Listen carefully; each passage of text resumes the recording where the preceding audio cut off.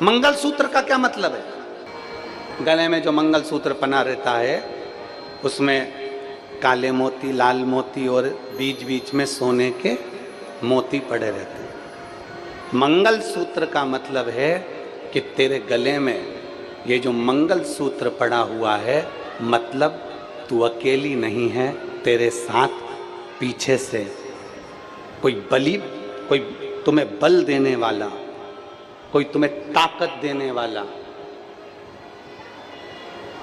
पीछे से तेरे साथ कोई ना कोई कदम मिलाकर चलने वाला तेरे साथ चल रहा है। ये मंगलसूत्र। और मंगलसूत्र में जो काले धागे हैं, सोने के दाने हैं, काले दाने, सोने के दाने, फिर काले दाने, फिर सोने के दाने, लाल दाने, फिर सोने के दाने, ये हमें बताते हैं कि हमारे मंगलसूत्र को देखकर अगर एक जैसे काले काले के दाने मंगलसूत्र में नहीं होते, एक जैसे सोने सोने के दाने मंगलसूत्र में नहीं होते, उसमें काला और पीला, काला पीला, लाल पीला उस मंगलसूत्र में दाने होते हैं। वो ये बताता है शादी के समय पर जब दूल्हा दुल्हन के गले में मंगलसूत्र पहनाता है तो मतलब मंगलसूत्र का मतलब वो दूल्हा दुल्हन के गले में इसलिए पहना रहा है कि तू मुझसे शादी कर रही है। इस मंगलसूत्र को देख लेना, इसमें आधे दाने काले हैं, आधे दाने पीले हैं। अर्थात जिंदगी एक जैसी नहीं चलती, कभी काली जिंदगी रहेगी, कभी पीली जिंदगी रहेगी, कभी सुख की जिंदगी रहेगी, कभी दुख की जिंदगी रहेगी। मैंने तेरे गले में मंगलसूत्र पहनाया है, मैंने तेरे गले में मंगलसूत्र धारण कराया है, इसलिए तू ये अंदाजा लगा कर रखना कि मंगलसूत्र का एक एक दाना एक जैसा नहीं होता। मंगलसूत्र में भी काले और पीले दाने होते हैं, सोने के और काले दाने होते हैं, लाल और काले दाने होते हैं। उसी तरह अपनी जिंदगी में भी अच्छे दिन और बुरे दिन आते रहते हैं। घबराना नहीं। मंगलसूत्र में आखिरी में एक नीचे कटोरी आ जाती है। बोलो बोलो, जम के बोलो जरा, जी जी हो, सही है गलत है? पर एक निवेदन आप सबसे करेंगे, हम पहले भी व्यासपीठ से करते हैं, आज भी कर रहे हैं। सोने की कोई चेन, कोई मंगलसूत्र, कोई अंगूठी, कोई महंगा पर्स, कोई पैसा लेकर आप कथा के पंडाल में बिल्कुल मत आओ। आप तो मेरे बाबा के होकर आओ, मेरे शंकर को लेकर जाना है। इसलिए जब हीरा रूपी डायमंड, जब शिव पुराण रूपी मिल रहा है तो तुम्हारी कीमती सामान को अपने अपने घर में छोड़कर आया करो। मत बिल्कुल मत आओ, लेकर उसको लेकर नहीं आना। मंगलसूत्र में काला पीला, सोने का, फिर काला, और आखिरी में आ जाती है एक छोटी सी, जम के बोलो, कटोरी, कोई छोटा सा पेंडिल। अर्थात पति अपनी पत्नी के गले में मंगलसूत्र पहनाते समय कहता है ये सुख और दुख की जिंदगी चलती रहेगी, पर हिम्मत मत हारना, आखिरी में मंगलसूत्र में कटोरी आती है। उसी तरह एक दिन अच्छे दिन बाबा जरूर देता है, निश्चित है। बोल बम का नारा है, सारी समस्या का हल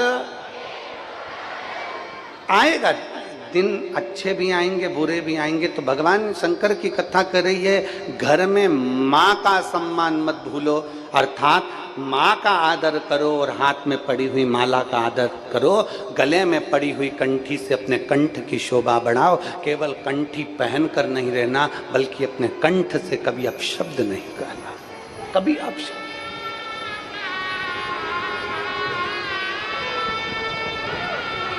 ना जाने कितने कितने पुण्य हम अपनी जिंदगी के कर बैठते हैं, तब जाकर कोई अच्छा कार्य हो पाता।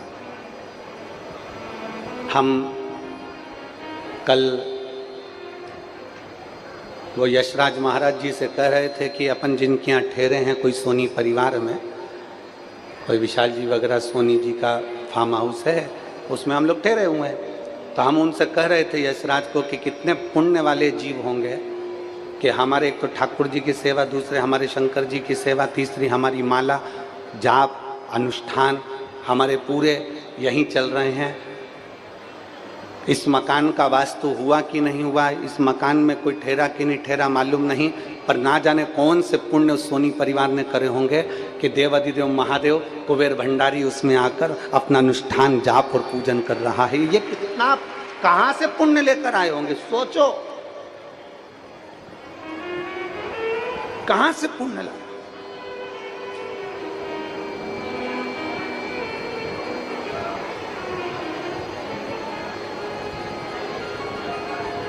और पतंग उड़े आकाश माने, डोर थारा हाथ मार।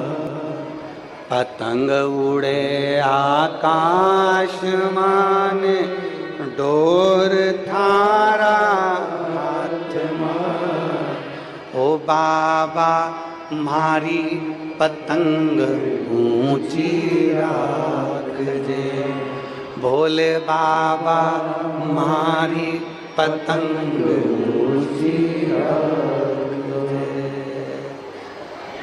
शंभु बाबा थारा चरण कमल माराख जे, भोले बाबा थारा चरण कमल में। अपनी कंठ में जो कंठी पड़ी है उसकी शोभा है। मां और माला दोनों की इज्जत करना चालू कर दो।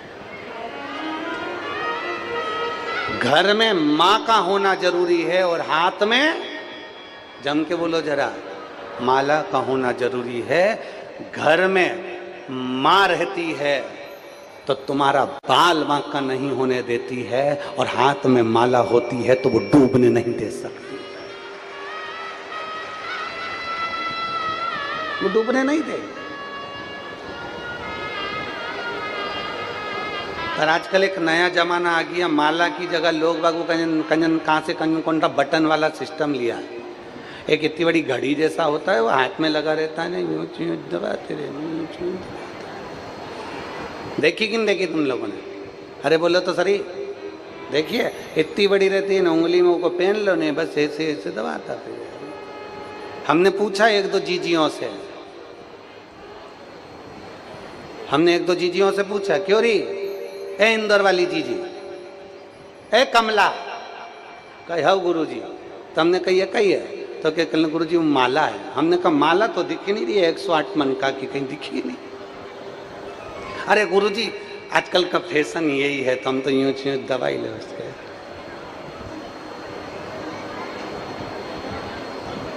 हमने भी कहा ठीक है, माला फेरते थे तो बीच में सुमेरु आता था, और सुमेरु आता था तो वहां से माला को पलट लेते थे। तो भगवान भी एक माला जैसी पलटाती थी, भगवान हमारी ग्रह दशा को पलट देता था।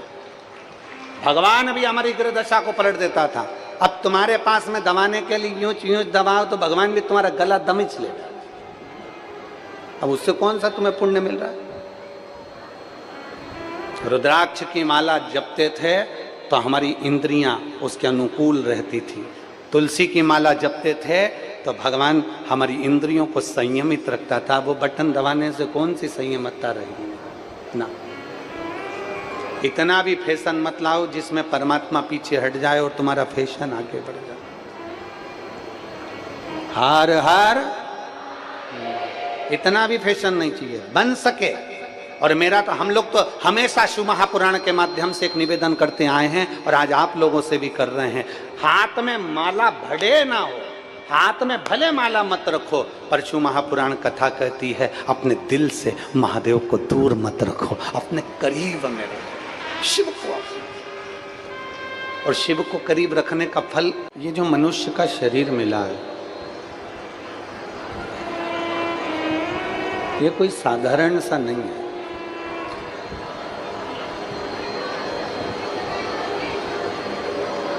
कितनी बार हमने जन्म लिया, कितनी बार हमारी मृत्यु हो गई।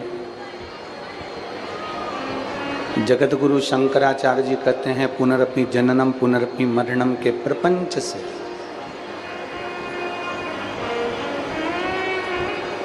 निकलकर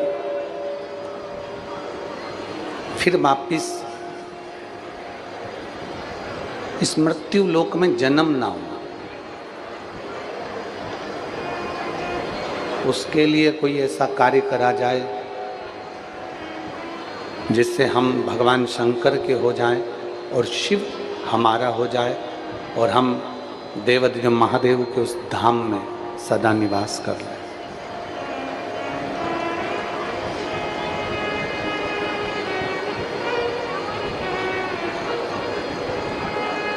बड़े दुखी होते हैं लोग। कई लोग कह देते हैं हम बड़े दुखी हैं, बड़े तकलीफ में हैं, बड़े कष्ट में हैं। शिव महापुराण की कथा कहती है, पहले तो आप भगवान भोलेनाथ जी को धन्यवाद देना सीखो कि आपको कोई जानवर बनाकर पैदा नहीं करा, मेरे भोलेनाथ जी ने मनुष्य बनाकर पैदा किया।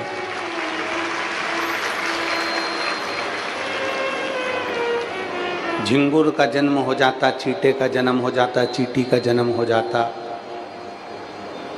चील पक्षी का जन्म हो जाता, कोई जानवर का जन्म हो जाता तो दुख होता। पर उसकी कृपा, उसकी दया, उसकी करुणा, उसकी उदारता इतनी है कि उसने मानव का जो जन्म दिया,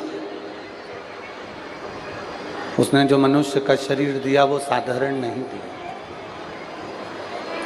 और तेरी कृपा बिना ना हिले एक भी अणु, लेते हैं श्वास तेरी कृपा से। बखान क्या करूं मैं राखों के ढेर का, चपटी भगोत में खजाना कुबेर का। हे गंगधार मुक्ति द्वार ओंकार तू, बाबा ओंकार तू।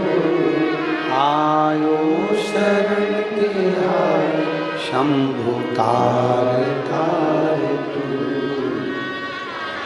उसने जो जन्म दिया वो साधारण जन्म हमारा है ही नहीं। एक तो मनुष्य की देह मिल गई, मानव का शरीर मिल गया। दूसरा, नर्मदा जी के घाट पर रहने का मौका मिल गया।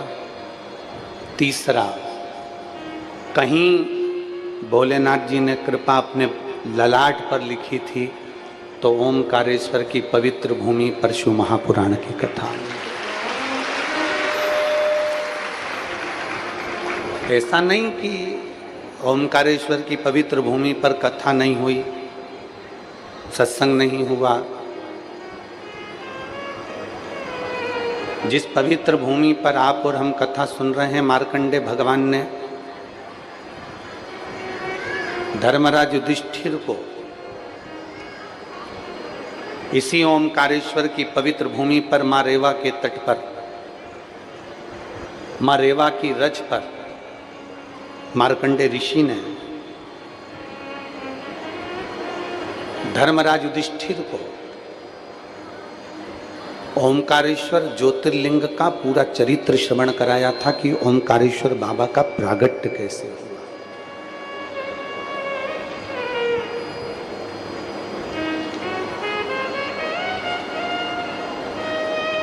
और ऐसा नहीं है कि यहाँ कथा नहीं होती, कथा निरंतर चलती रहती।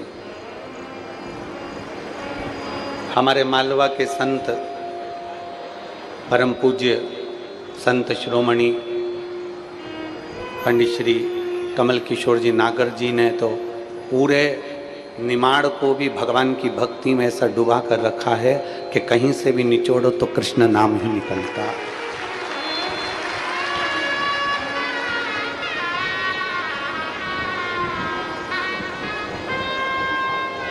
ये भारत की भूमि के वो संत हुए हैं पंडित श्री कमल किशोर जी नागर, जिन्होंने एक छोटे से छोटे मनुष्य से लेकर बड़े से बड़े व्यक्ति को भी भगवान कृष्ण की अविरल भक्ति को कटोरा भर भर कर पिलाया। ऐसा नहीं कि इस क्षेत्र में कभी कथाएं नहीं हुई, बहुत होती। पर यदि आपको शंकर की भूमि पर शंकर की ही कथा सुनने का मौका मिल रहा है ना, तो ये उसकी कृपा है, ये उसकी उदारता है। चलो अच्छा, एक बात बहुत अच्छे से सुनिएगा।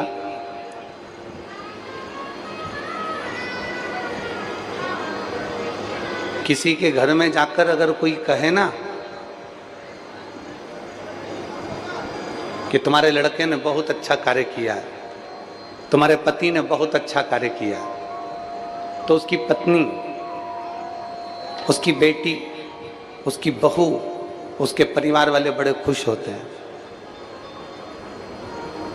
आज सबसे बड़ी प्रसन्नता का विषय ये है कि हम देवाधिदेव महादेव के घर में बैठकर उनका गुणगान कर रहे हैं और उन्होंने जो जो किया है उसका बखान कर रहे हैं कि बाबा ने हमको क्या किया।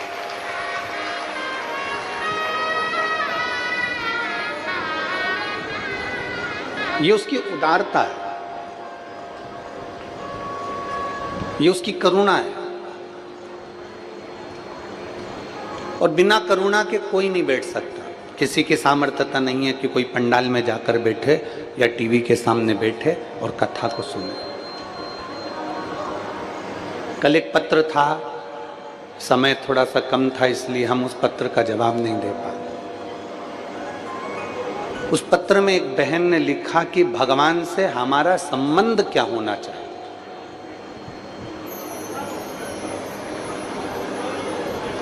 हम भगवान से कौन सा संबंध रखें। तो हमने कई बार शिव महापुराण की कथा में कहा कि भोले बाबा को आप अपना बाप मान लो, आपका पिता मान लो, और शंकर जी के जब जब मंदिर जाओ तो ये सोचकर जाना कि मैं अपने मायके में जाकर अपने पिता से मिलकर आ रही हूँ, अपने पिता से। और मान लो हम भगवान से संबंध कैसा रखें, और इतना भी आप संबंध नहीं बना सकते तो एक संबंध जैसे राम जी और शबरी का संबंध था, ऐसा संबंध आप और हमारा भगवान का और आपका होना चाहिए।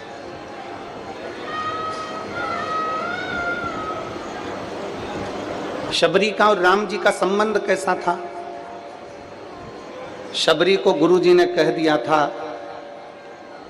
कि भगवान आएंगे। शबरी को गुरुजी ने कह दिया था कि राम आएंगे। शबरी को गुरुजी ने कह दिया था कि भगवान का दर्शन तुझे यहां होगा। तो शबरी रात दिन भगवान की इंतजार करती थी। गुरु मातंग बाबा ने ये नहीं कहा था शबरी को कि राम परसों आएंगे, कि कल आएंगे, कि नरसों आएंगे, कि 3 तारीख को आएंगे, कि 4 तारीख को आएंगे, कि 8 तारीख को आएंगे, कि 9 तारीख को आएंगे, कि 10 तारीख को आएंगे। ये नहीं बोला था। बस मातंग ऋषि ने शबरी अम्बा से कह दिया था कि राम, जम के बोलो जरा, पर ये नहीं बताया कि कितनी तारीख को आएंगे, कब आएंगे, कैसे आएंगे, किस जगह पर आएंगे।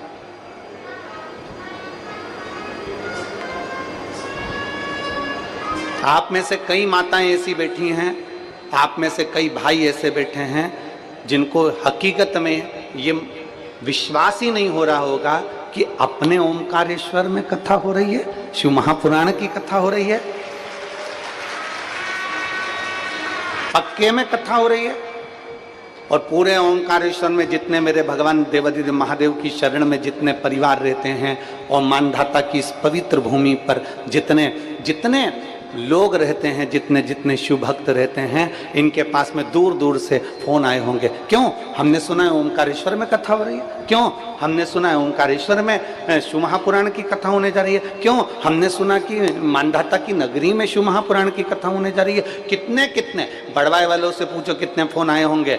यहाँ आसपास में बूंदी वालों से, खंडवा वालों से, हरसूद वालों से, इधर आसपास वालों से सबसे पूछो कितने फोन आए होंगे कि लोगों ने पूछा होगा क्यों कथा हो रही है, क्यों कथा हो रही है? क्योंकि विश्वास नहीं था। शबरी को मातंग बाबा ने कह दिया था कि राम आएंगे, वो बस उसका इंतजार करती रही कि राम आएंगे, राम आएंगे, राम आएंगे। इंतजार में लगी रही, इंतजार में लगी रही। रोज रंगोली डाल देती, बुआरी काट देती, झाड़ू लगा देती, सफाई कर देती और इंतजार करा करती, बहुत इंतजार करती।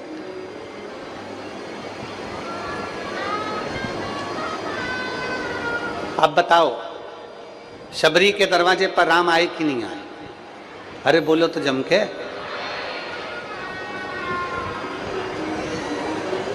आपके लिए ओमकारेश्वर बाबा ने शिव महापुराण बुलाई कि नहीं बुलाई? आपके लिए।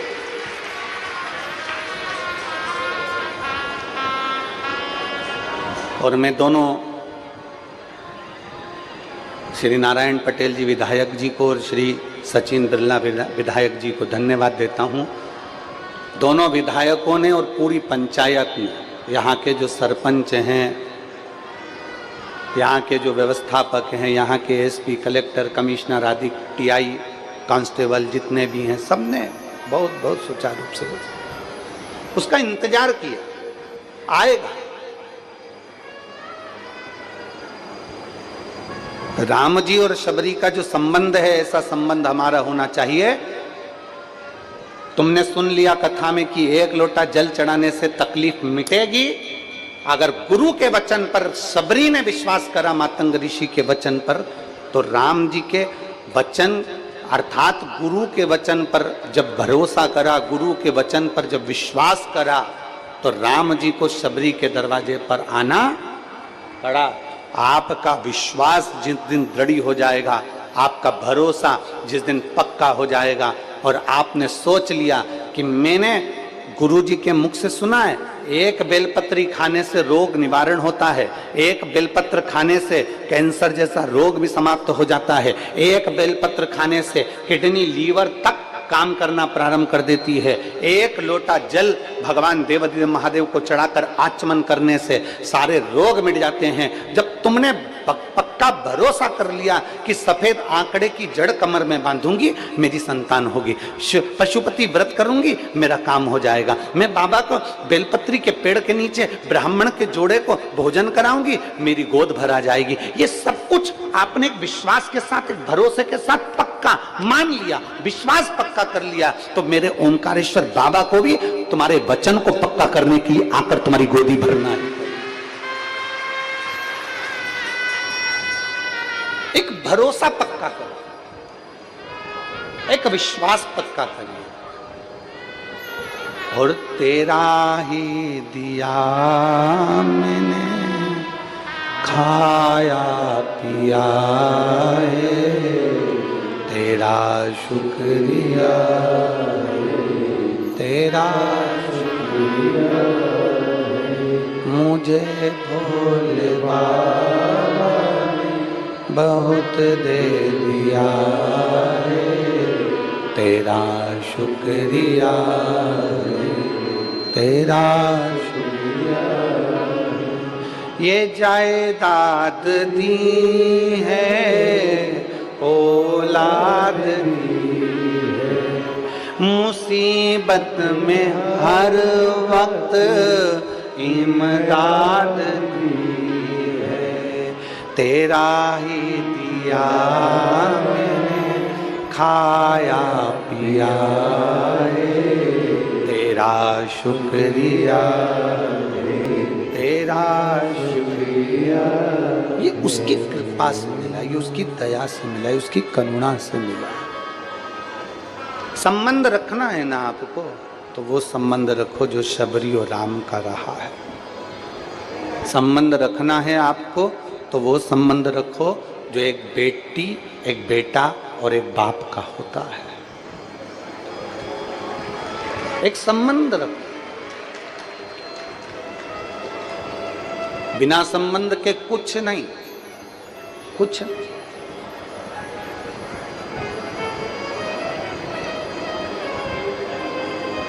शंकर जी के मंदिर में पार्वती माता जरूर होती है, बोलो सही है कि गलत है? शिव जी के मंदिर में गणेश जी की मूर्ति रखी कि नहीं रखी, वो कोई नहीं देखेगा।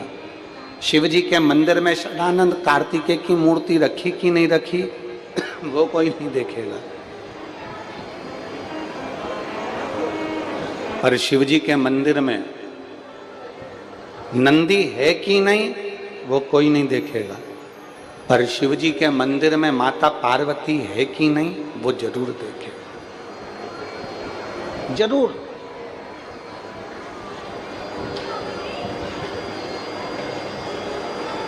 यहां परली बैजनाथ वाले सोमानी जी यजमान पद ग्रहण करे हैं, बैठे होंगे। कहाँ बैठे हैं? आगे बैठे होंगे। हाँ, ये बैठे हैं। ये परली बैजनाथ वाले सोमानी जी हैं, जिनके पिताजी ने सीहोर में कुबेरेश्वर धाम पर कथा करवाई थी ऑनलाइन। तब उन्होंने संकल्प लिया था कि 12 ज्योतिर्लिंग में जब जब कथा हो तो बाबा ऐसी कृपा करे कि हम भी यजमान पद ग्रहण करें। उज्जैन, फिर ओमकारेश्वर, ऐसी कृपा बनी हुई है कि, और इसमें से कई ऐसे यजमान हैं जो उज्जैन में भी बने, फिर यहाँ पर भी बने। नियम ले लिया कि बाबा तू देते रहना,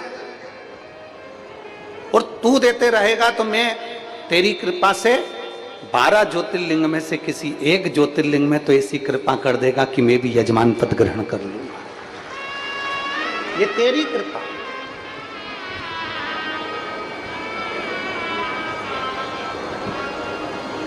शिव मंदिर में गणेश जी हैं कि नहीं पता नहीं। शिव मंदिर में कार्तिकेय हैं कि नहीं पता नहीं।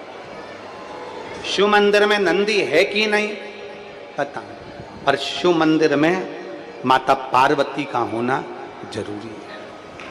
क्यों पार्वती का होना क्यों जरूरी है?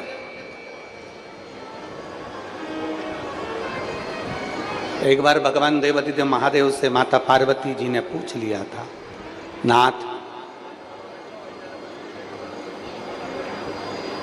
आप जहां रहते हो तो मुझे रहना क्यों जरूरी है? आपके शिवालय में मेरा होना क्यों जरूरी है? माता पार्वती जी ने शिव जी से प्रश्न किया।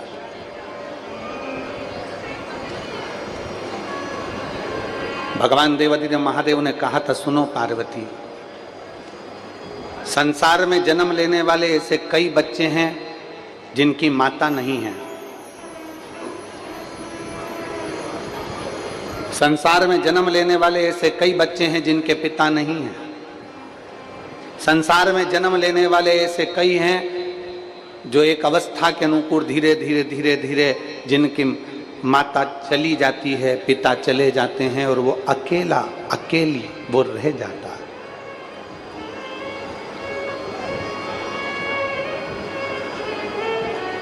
दुनिया के लोगों को लगे कि उनकी माता नहीं है, पर पार्वती जिस मंदिर में, जिस शिवालय में लोग मुझे प्रणाम करने आएंगे ना, तेरा दर्शन अगर उसको उस शिवालय में हो जाएगा तो माता की कमी उसकी जिंदगी में कभी नहीं रहेगी। माता की कमी कभी जिंदगी में नहीं रहेगी। और सुन पार्वती, मैं विश्वास हूं, तू श्रद्धा है।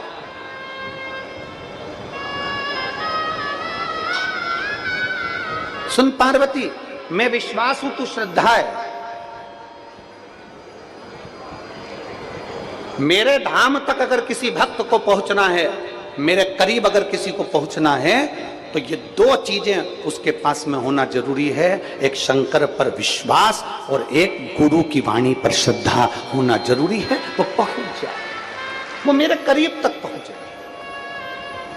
अब जरा विचार करिए, जरा देखिए, अगर आप पंडाल की दशा देखेंगे, हम तो एलईडी पर भी बोलेंगे, आस्था चैनल वालों को बोलेंगे टीवी पर दिखाइएगा, पंडाल की स्थिति देखेंगे तो पूरे पंडालों में कहीं पांव रखने की जगह नहीं है। धूप में लोग खड़े हुए हैं, लोगों ने अपनी अपनी चादर, अपना अपना छाता धूप में लगाकर बैठे हुए हैं। और यही की यही स्थिति पूरे रोड पर, ओमकारेश्वर मोड़ टक्का के रोड पर गाड़ी से जाकर देखना, पूरे रोड पर पेड़ों के नीचे लोग अपनी अपनी दरी बिछाकर, चादर बिछाकर आराम से बैठकर कथा का रसपान ग्रहण कर रहे हैं। इतना ये विश्वास, ये श्रद्धा, ये भरोसा, ये भक्ति, ये दृढ़ता ही तो है जिसके बल पर आपको परमात्मा का दर्शन होता है और परमात्मा को अपना भक्त प्राप्त होता है। ये विश्वास की दृढ़ता, ये भरोसे की दृढ़ता। अगर विश्वास नहीं हो तो परमात्मा कहां है?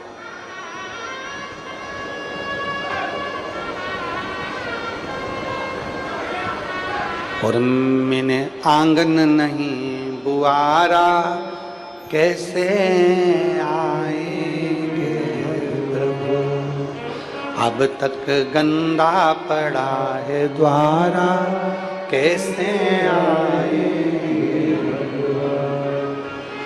कैसे आएंगे प्रभु, कैसे आएंगे प्रभु, कैसे आएंगे भगवान, कैसे आएंगे प्रभु, अब तक गंदा पड़ा है द्वारा, कैसे आएंगे।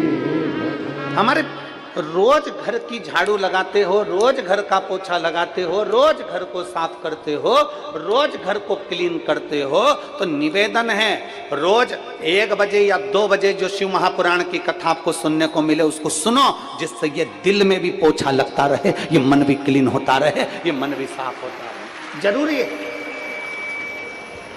उसका साफ होना जरूरी। जिस पवित्र भूमि पर मार्कंडे बाबा ने धर्मराज युधिष्ठिर को शिव महापुराण की कथा का वाचन किया, स्कंद पुराण का रेवा खंड मार्कंडे बाबा श्रवण करा रहे हैं धर्मराज युधिष्ठिर को। मार्कंडे बाबा श्रवण करा रहे हैं धर्मराज युधिष्ठिर को कि शंकर कैसे प्रकट हुए, शिव कैसे आए, शंकर कैसे आए, कैसे पहुंचे हैं।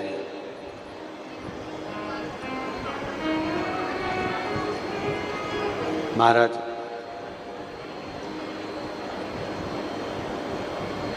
जिस भूमि पर संत, साधु, गुरुजन, तपस्वी जन तप करते हो, तपस्वी तप कर, उस भूमि पर ओमकारेश्वर बाबा का प्रागट्य होना। और बहुत ध्यान देना,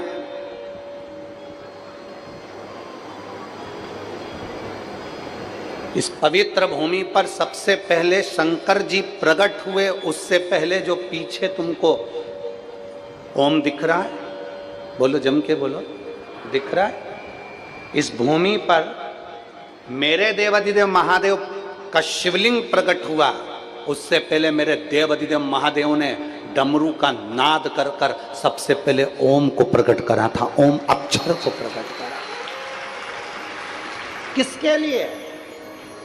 ऐसी क्या जरूरत पड़ गई मेरे देवाधिदेव महादेव को कि 12 ज्योतिर्लिंग में कहीं पर शंकर भगवान वाणी नहीं बोले, 12 ज्योतिर्लिंग में कहीं शंकर भगवान ने अपने शब्द नहीं दिए, 12 ज्योतिर्लिंग में कहीं शंकर भगवान ने अपने शब्द का घोष नहीं करा, 12 ज्योतिर्लिंग में शंकर भगवान ने कहीं ओम अक्षर नहीं दिया, 12 ज्योतिर्लिंग में कहीं शंकर भगवान ने ओम का नाद नहीं करा।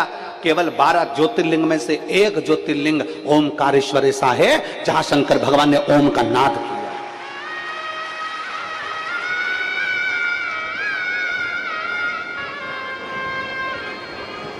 काशी में भगवान शंकर ने ओम का नाद नहीं करा, उज्जैनी में शंकर भगवान ने ओम का नाद नहीं करा। 12 ज्योतिर्लिंग के चरित्र को उठाकर देखिए, 12 ज्योतिर्लिंग के पूरे पूरे चरित्र का स्मरण करिए, 12 ज्योतिर्लिंग के पूरे पूरे वेद और पुराण का शास्त्र का अध्ययन करिए, कहीं पर भगवान शंकर ने ओम का नाद नहीं करा। केवल एक माँ रेवा का तट, ये पवित्र भूमि ओमकारेश्वर की, जिसमें सबसे पहले शंकर भगवान ने ओम का नाद किया है। सबसे पहला ओम का नाद शिव जी ने किया। किसके लिए? मार्कंडे ऋषि कह रहे हैं, मार्कंडे बाबा कह रहे हैं धर्मराज युधिष्ठिर से, सुनो धर्मराज,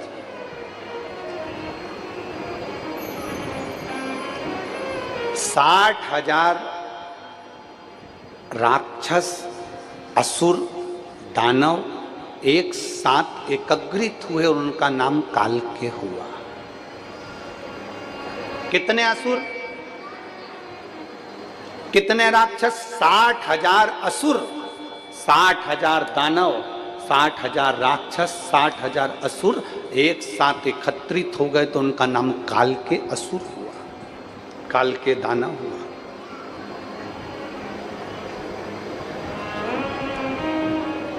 अगस्त ऋषि भगवान शंकर की भक्ति में लगे रहते थे। अगस्त बाबा तो अगस्त बाबा थे। शिव की उपासना उनकी निरंतर चलती थी।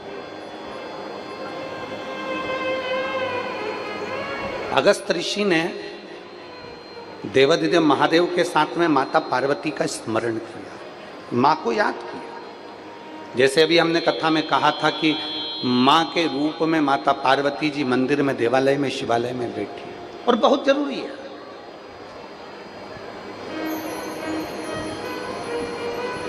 घर में मां का होना और हाथ में माला का होना, जिसके घर में मां है और हाथ में माला है, उसका नाश दुनिया में कोई नहीं कर सकता।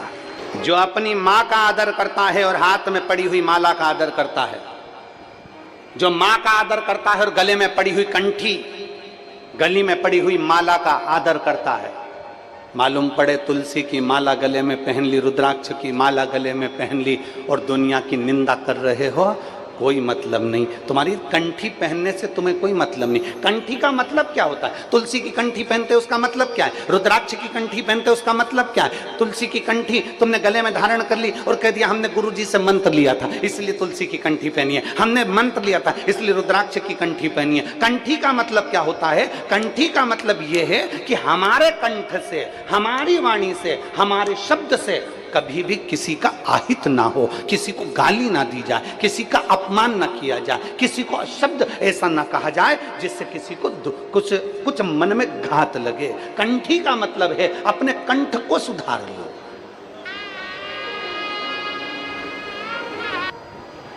दुनिया की तनख्वाह में और मेरे महादेव की तनख्वाह में बहुत अंतर है।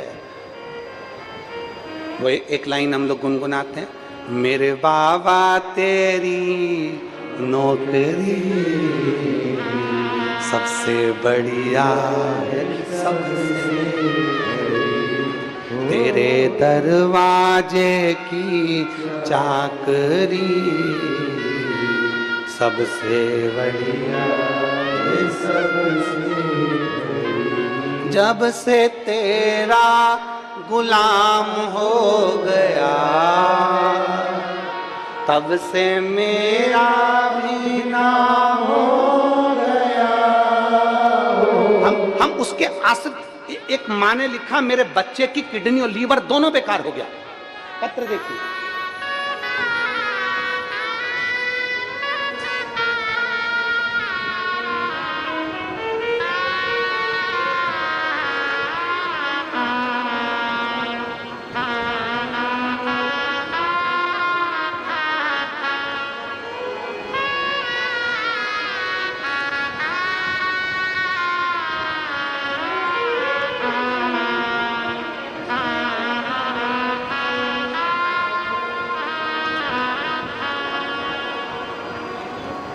अब देखिए जरा दुनिया की नौकरी और परमात्मा की नौकरी में क्या अंतर है, जरा इस पत्र में देखिएगा। मैं राधा बिरली सनावत से हूँ, मेरा मोबाइल नंबर ये है। राधा जी कहीं बैठी हों, राधा बिरली सनावत से, आप ही हैं बेटा? आ जाइए, एक बेलपत्र लेकर जाइए, आइए।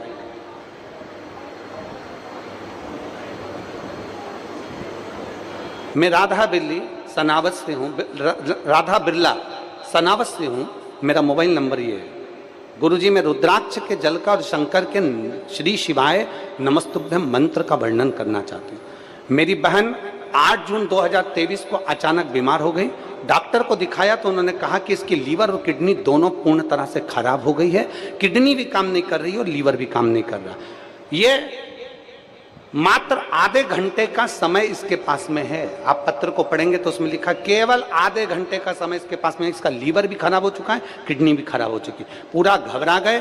अचानक उसकी बात सुनकर बहुत टेंशन में आ गए, उसको वेंटिलेटर पर डाल दिया गया। वेंटिलेटर पर डाला, तब हम सीहोर किसी को भेजे और वहां से रुद्राक्ष बुलवाए, शंकर जी के मंदिर में जल चढ़ाना प्रारंभ करा और रुद्राक्ष का जल उसको गलाकर उसके शरीर पर लगाना प्रारंभ करा। डॉक्टर के हिसाब से मात्र आधा घंटा जीवित रहेगी, यह कह दिया गया था। फिर जब हमने शरीर पर उसके रुद्राक्ष का जल मला, श्री शिवाय नमस्तुभ्यम कहकर शंकर को जल चढ़ाकर उसके मुख पर डालना प्रारंभ करा, उसके होठों पर लगाना प्रारंभ करा। बाबा की ऐसी कृपा हुई कि आज मेरी बहन ठीक हो गई और उसका लीवर और किडनी काम करना प्रारंभ कर। अब जब से तेरा गुलाम हो गया, तब से मेरा भी नाम हो गया। जब से तेरा गुलाम हो गया, तब से मेरा भी नाम हो गया। वरना औकात क्या थी मेरी, वरना औकात क्या थी मेरी, सबसे बढ़िया सबसे मेरे बाबा तेरी नौकरी सबसे बढ़िया सबसे। कोई कहे कि हम वहां नौकरी कर रहे हैं, हम वहां सर्विस कर रहे हैं, हम वहां ड्यूटी कर रहे हैं, फिर बाबा हमारी क्यों नहीं सुनता? उसका कारण है तुमने ड्यूटी करी होगी वो अपनी जगह पर, किसी से तेज बोल दिए होगे अपनी जगह पर, किसी कोई काम तुम्हारे हाथों से कुछ ऐसा वैसा भी हो गया होगा अपनी जगह पर है। जिस दिन तुम मेरे बाबा की ड्यूटी करते हैं ना, उस दिन तुम्हारे मुख से अब शब्द भी नहीं निकलता और एक काम तुम्हारे हाथ से गलत नहीं होता, मेरा बाबा उसको संभाल लेता, संभालता। पाप किससे नहीं होता? संसार में कोई संत, कोई साधु, कोई गुरु, कोई महात्मा, कोई व्यक्ति, कोई बेटा, कोई बेटी, कोई जवान, कोई बुढ़ा एक बार आकर कह दे कि हमने पाप नहीं किया। एक कोई आकर कह दे कि हमने पाप नहीं किया। पाप किससे नहीं होता? 4 स्थान पर हर व्यक्ति से पाप होता है। झाड़ू लगाते समय छोटे छोटे जीव मर जाते हैं, पाप हो गया। अग्नि जलाते समय पतंगे जल जाते हैं, पाप हो गया। स्नान करते समय, कपड़े धोते समय छोटे छोटे जीव मर जाते हैं, उसका पाप हो गया। चलकर जाते हैं, पांव के नीचे छोटे जीव मर जाते हैं, पाप हो गया। पाप किससे नहीं होता? कोई कितना भी दूध का धुला हुआ कहते हमने पाप नहीं करा। संसार में जन्म लिया है, मृत्यु लोक में आए हो तो पाप तो तुम्हारे हाथों से होगा ही होगा, चाहे कुछ भी कर लो, पाप तो होना है। और शिव महापुराण की कथा कहती है अनजाने में अगर पाप होता है तो महादेव उसको माफ करता चले जाता है, पर जानबूझकर पाप करोगे तो महादेव भी माफ नहीं कर सकता।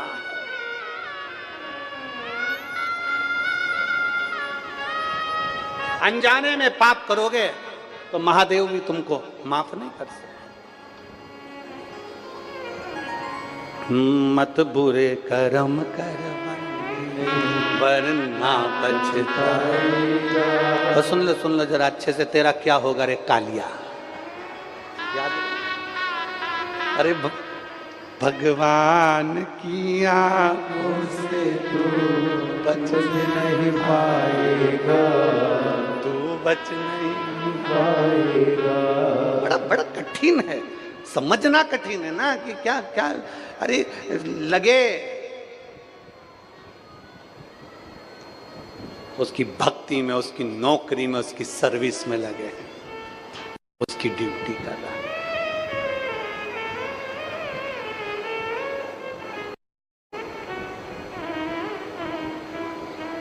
कभी कभी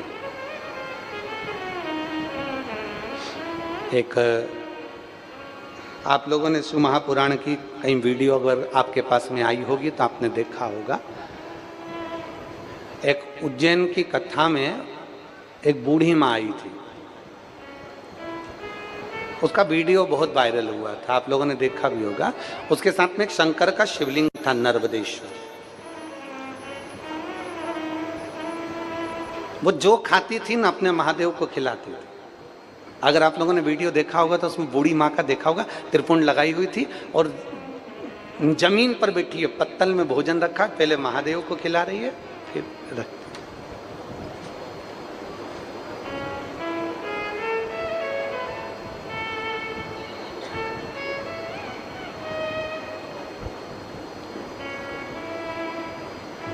सात दिन में एक दिन हम भी भोजनशाला में जाते हैं दर्शन करने के लिए, कथा स्थल घूमने के लिए जाते हैं। बूढ़ी माँ मिली दूसरे दिन, तो हम हमारे पास में एक दिन पहले वीडियो आया तो हमने उससे पूछा, माँ कहाँ से आई हो? कहा महाराष्ट्र की रहने वाली। हमने कहा ठीक है। माँ तुम कल वो भोजन करा रही थी महादेव को पत्तल में? हाँ। कहां से भोजन लाई थी? कहा मेरे पास में 3 दिन से भोजन नहीं था, तो मेरी पड़ोसन ने उसके पास में जो भोजन रखा हुआ था वो मुझे दे दिया। 3 दिन पुराने भोजन का तुम भोग लगा रही थी? मेरा नियम है, जो मैं खाऊंगी मेरे महादेव को दूंगी, जो मैं पहनूंगी वो महादेव को दूंगी, जो मेरा है वो मेरे महादेव का है, जो मेरा है।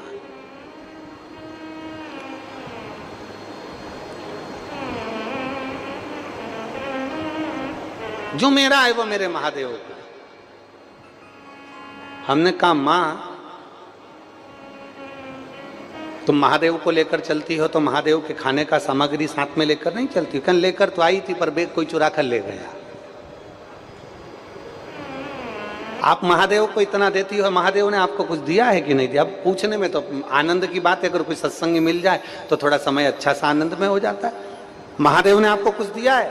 वो माँ कहती है मेरा एक बेटा तो डॉक्टर है और एक बेटा कलेक्टर की गाड़ी चलाता है, दोनों ही अच्छी पोस्ट पर हैं और बाबा की कृपा दृष्टि है, मेरे घर में कोई कमी नहीं है। ये मेरे महादेव ने दिया है। मैं अनपढ़ हूं, मैं पढ़ी लिखी नहीं हूं, पर मेरे बच्चों ने विद्याध्ययन किया, मेरे बच्चों ने कर्म किया और मेरे बच्चे अच्छी जगह पहुंच गए। ये उसकी कृपा है जिसकी मैं आराधना करते आ रही हूं, जिसकी मैं चाकरी करते आ रही हूं।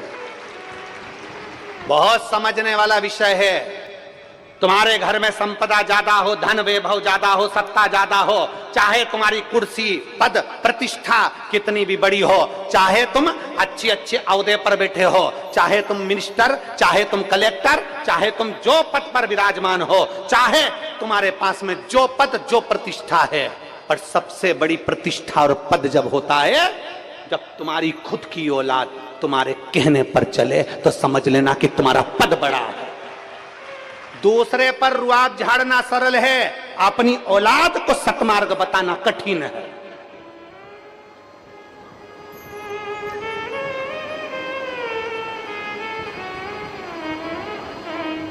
एक मास्टर, पढ़ाने वाला टीचर 50 बच्चों को, 50 स्टूडेंट को पढ़ाता है, उनकी किस्मत बना देता है, उनका भाग्य बना देता है।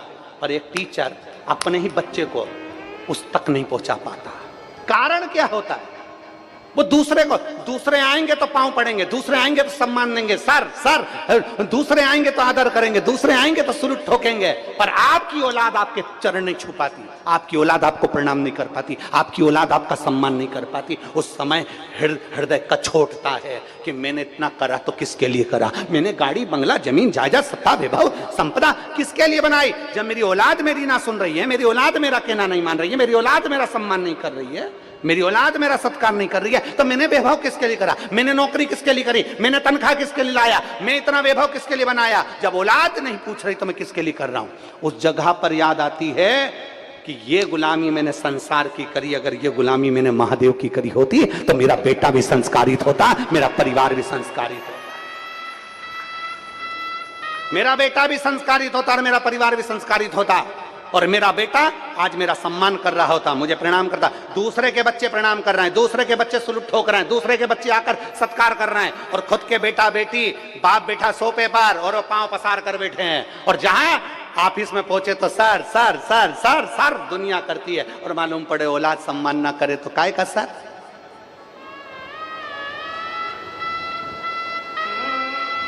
और जिस दिन तुम्हारी औलाद तुम्हारा सम्मान ना करे, उस दिन मेरे महादेव को याद करना और थोड़ी सी गुलामी उस शंकर की करना प्रारंभ करना।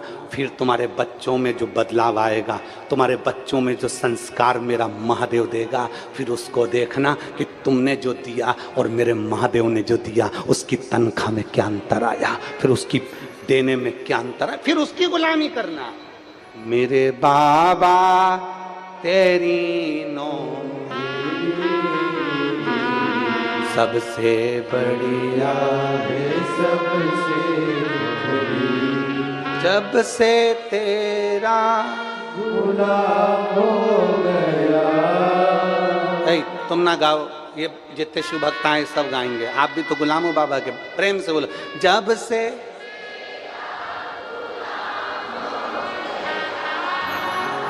तब से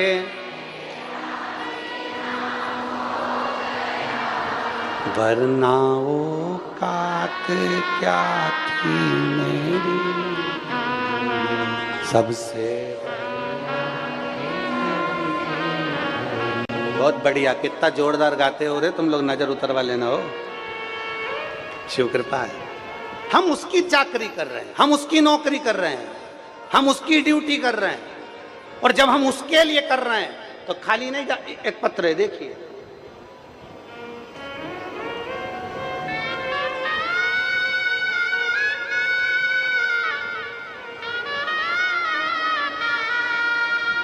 कृष्णा परिहार, पूजापुरा, बागली, जिला देवास।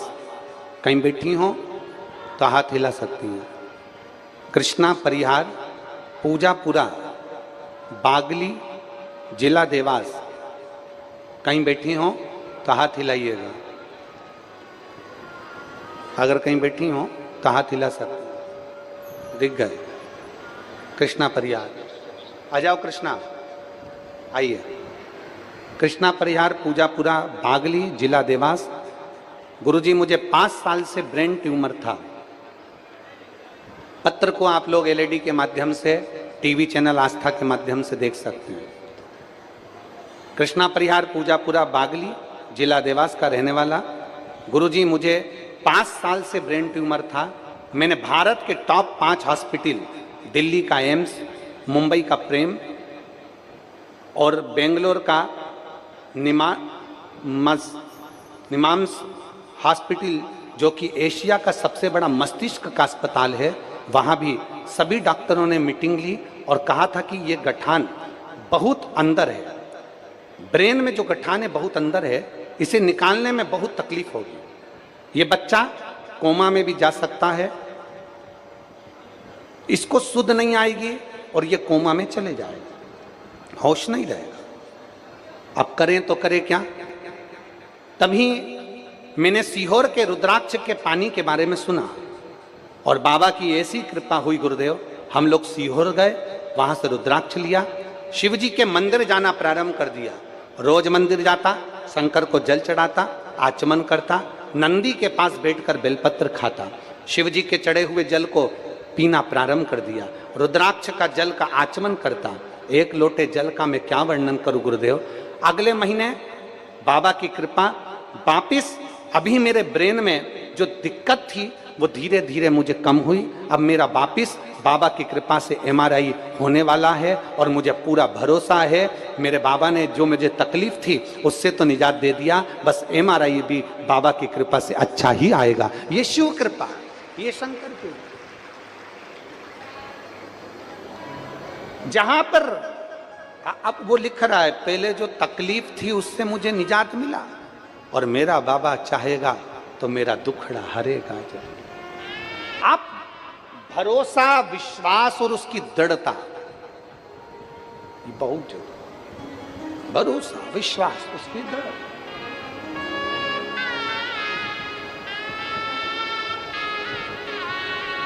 अरे खाली ना जाता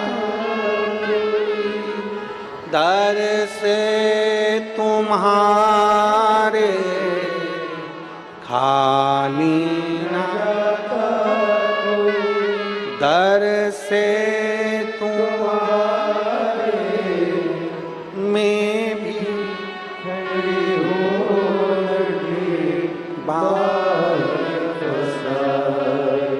अपने हृदय से लगा लो गिरा जा रहा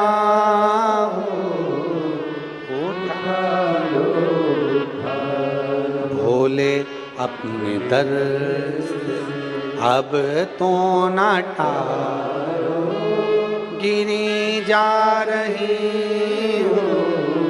उठा लो। मार्कंडे बाबा कह रहे हैं धर्मराज युधिष्ठिर से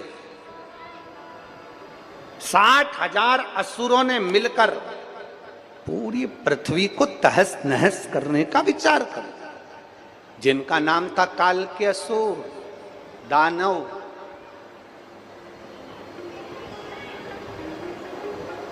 अब वो काल के दानव सारे की सारे 60,000, जैसे ही ऋषियों को मालूम पड़ा, संतों को मालूम पड़ा, गुरुजनों को मालूम पड़ा, तो उन्होंने यज्ञ अनुष्ठान करना प्रारंभ कर।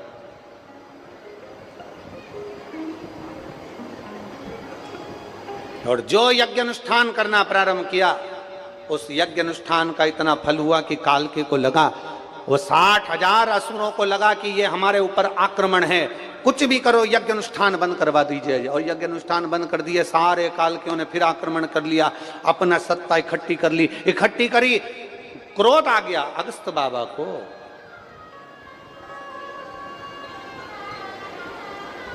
अगस्त बाबा को क्रोध आया, देवताओं ने जाकर उनसे विनती करी, निवेदन करा, आप कुछ करिए। अगस्त ऋषि ने कहा करूं क्या, पृथ्वी पर मैं इनको मारने के लिए जाता हूं, इनको संहार के लिए जाता हूं, इनको भस्म करने के लिए जाता हूं, तो ये सब तो जल के अंदर जाकर छुप जाते हैं, अब करें तो करें क्या। तो कहा आप कुछ कर सकते हो। अगस्त ऋषि ने कहा मैं शंकर की और माता पार्वती की आराधना करता हूं और मुझे विश्वास है मेरा देव अधिदेव महादेव और मेरी माता पार्वती जरूर कोई हल करेंगे। माँ जगतजननी ने आकर तुरंत उसी पल, उसी क्षण, उसी घड़ी अगस्त ऋषि से कह दिया। माँ पार्वती जी आकर बोली अगस्त बाबा सुनो, एक काम करो, जैसे ही सारे के सारे काल के जल के अंदर जाकर समुद्र में छुपते हैं, तुम सारे समुद्र का पानी पी जाओ और अपने पेट के अंदर समुद्र को सुखा दो। जैसे ही सुखाओगे ये सब मर जाएंगे, ये सब समाप्त हो जाएंगे।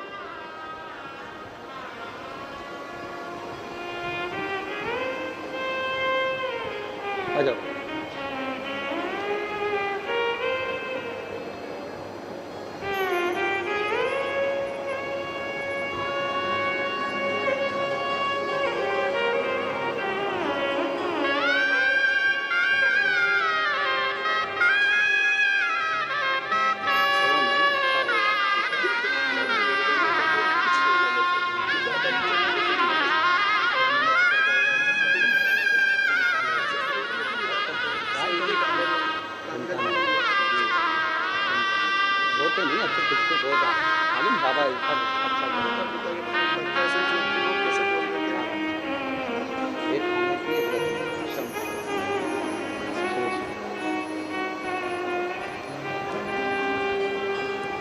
बालक कह रहा है डॉक्टर 6 महीने का कह दिए थे, पर बाबा की कृपा से 3 साल से चल रहा है और बाबा चला रहा है।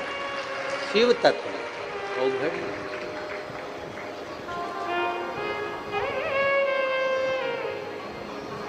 और रिश्ता तेरा मेरा सबसे प्यारा, रिश्ता तेरा मेरा सबसे प्यारा, तू मेरा बाबा मैं हूँ तेरा दादा, मैं हूँ तेरा दादा, तू मेरा बाबा मैं हूँ तेरा दादा, मैं हूँ तेरा दादा। शिव तत्व की प्राप्ति औघड़ी है, शम औघड़ी। अगस्त ऋषि ने मां पार्वती का कहना माना, मां आप कह रही हो? हाँ। समुद्र निकल गए, पूरे पेट में उसको सुखाने का प्रयास कर, राइट। काल के सब प्राण छूट गए, कुछ बचे, कुछ काल के बच गए, छुप गए, समुद्र में से बाहर निकलकर छुप गए थे, इसलिए बच गए। अब करें तो करें क्या? कौन मार सकता है? कौन मारेगा? कहा इंद्र, वरुण, गरुण, किसी देव में वो बल नहीं है कि कालके को मार दे। केवल एक, जिसने भगवान का संग कर कर शिवलिंग के निर्माण करे हों और शंकर के निर्माण कर कर भगवान शंकर की जिसने आराधना करी हो, केवल वही मार सकता है, केवल वही, उसके सिवाय कोई नहीं मारेगा। जिसने शिव की आराधना करी, शंकर की आराधना, जिसने शिवलिंग का निर्माण कराओ और शंकर उसको बल देंगे तो वो मरेगा, नहीं तो नहीं मर सकता काल। अब कौन मारेगा? कौन मार सकता? इंद्र ने अपने सारथी मातली को भेजा। इंद्र के सारथी का नाम था मातली। शिव भक्त को लाने के लिए शंकर भक्त को ही भेजा जाता है। कई माताएं आप लोग जब आ रही होगी ना, तो आप लोगों ने विचार करा होगा, इसने भी कह दिया मैं चलूंगी, उसने भी कह दिया मैं चलूंगी, उसने भी कह दिया मैं चलूंगी, सबका आने का था। पर जब गाड़ी तैयार हो गई, चलने की तैयारी हो गई, सूचना मिल गई कि गाड़ी बहुत दूर रुक रही है, पैदल बहुत चलना पड़ेगा, इतने में 2-3 खसक गई, 2-3 खसक गई। अब वो 2-3 खसक गई, उसकी जगह कोई 2-3 दूसरी आ गई। अर्थात मेरे देव अधिदेव महादेव को जिसको बुलाना था, जिसके ललाट पर लिखा है, अब भगवान अगर सबको बुला लेगा तो सबकी गोदी भरना पड़ेगी, सबकी झोली भरना पड़ेगी, जो मांगेगा देना पड़ेगा। तो शंकर भगवान भी सोचता है कि चलनी लगा दूं, छनते छनते आएंगे। शिवजी भी तो सोचते चलते चलते आओ, थोड़े थोड़े कम करके, जितने कम यहाँ पहुंचेंगे उस हिसाब से उनकी व्यवस्था मुझे करना पड़ेगी, करना। देवाधिदेव महादेव, शंकर का भक्त इसको मार सकता है, शिव का भक्त। अब उसको लेने के लिए किसको भेजे? अर्जुन एक ऐसे हैं जो भगवान शंकर के शिवलिंग का निर्माण करते हैं। अर्जुन एक ऐसे हैं जो भगवान शंकर के मंदिर का निर्माण करवाते हैं। अर्जुन एक ऐसे हैं जो शिव तत्व में डूबे रहते हैं। अर्जुन एक ऐसे हैं जो भगवान कृष्ण की संगति पाकर भगवान शंकर की पूजन में लगे रहते हैं। भगवान कृष्ण ने अर्जुन को शंकर की पूजन का विधान बताया। भगवान कृष्ण ने अर्जुन को पाशुपत्य अस्त्र का विधान बताया। भगवान कृष्ण ने अर्जुन को भगवान शंकर के पूजन का विधान बताया। भगवान कृष्ण ने अर्जुन को शंकर की आराधना का विधान बताया कि शिव कैसे प्रसन्न होंगे। अर्जुन भगवान शंकर की आराधना में लगा रहता था, भगवान शिव की भक्ति में लगा रहता था। बालू रेत उसका शिवलिंग, कंकर उठा लेता, उसकी पूजन करता, कहीं जाता शिवलिंग का निर्माण करता। अर्जुन शंकर की पूजन में लगा रहता। तो अर्जुन शंकर के भक्त हैं। शंकर के भक्त को लेने के लिए शंकर के भक्त को ही भेजा जाता है।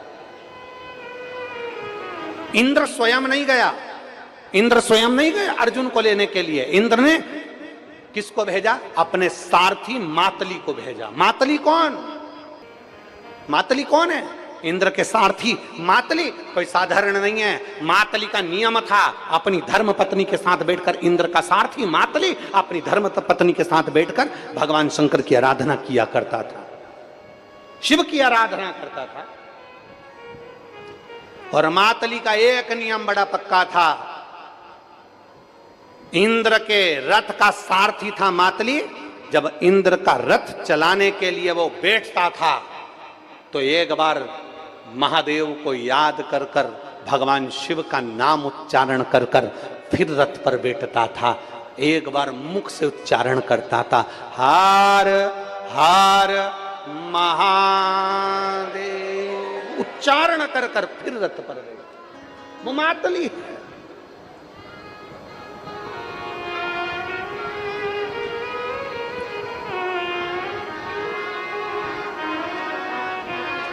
वो मातली और महाराज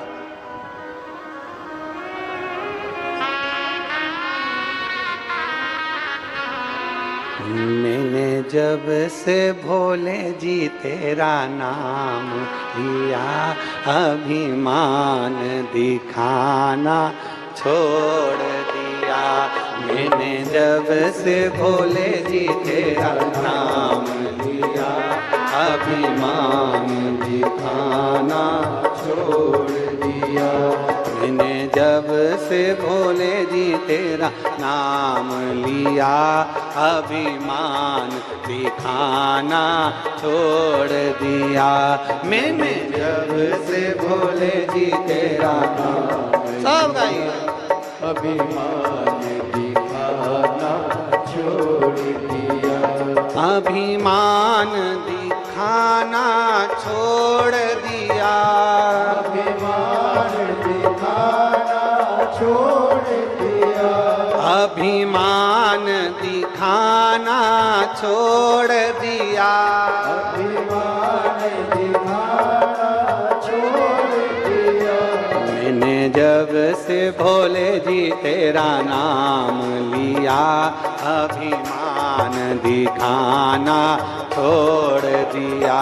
मैंने जब से भोले जी तेरा नाम लिया, अभिमान दिखाना छोड़ दिया। बड़े आनंद में दोनों हाथ उसे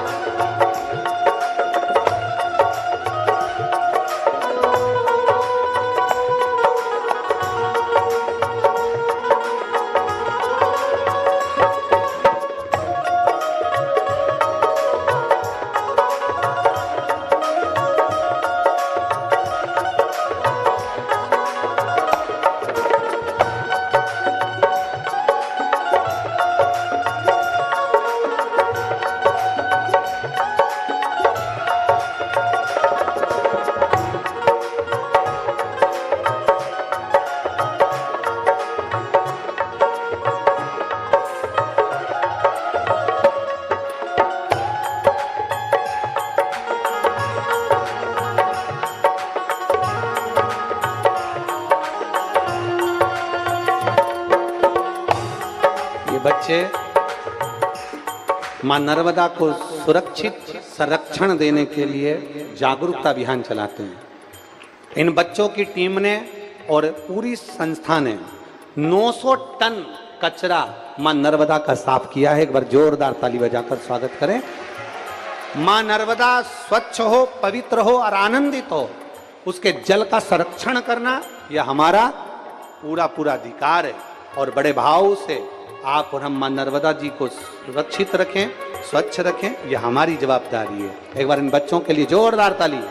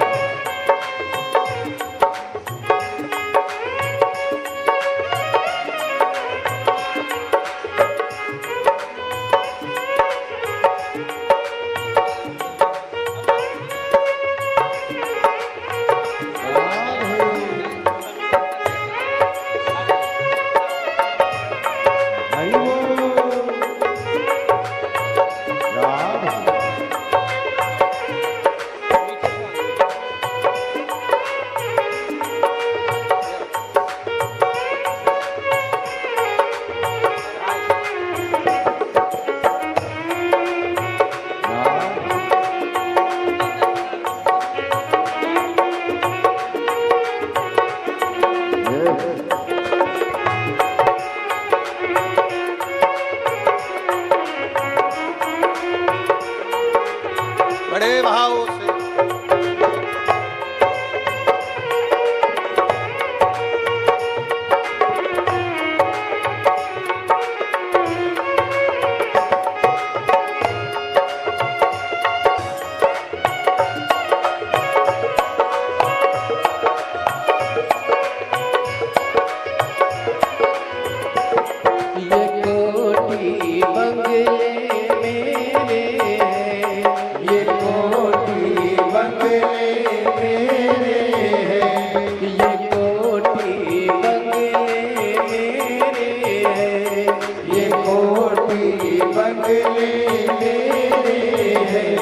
जब इन्हें छोड़ कर जाना है, जब इन्हें छोड़ कर जाना है, मैंने मोह लगाना छोड़ दिया। जब इन्हें छोड़ कर जाना है, मैंने मोह लगाना छोड़ दिया। मैंने जब से भोले जी तेरा नाम लिया, अभिमान दिखाना छोड़ दिया। मैंने जब से भोले जी तेरा नाम लिया, अभिमान दिखाना छोड़ दिया।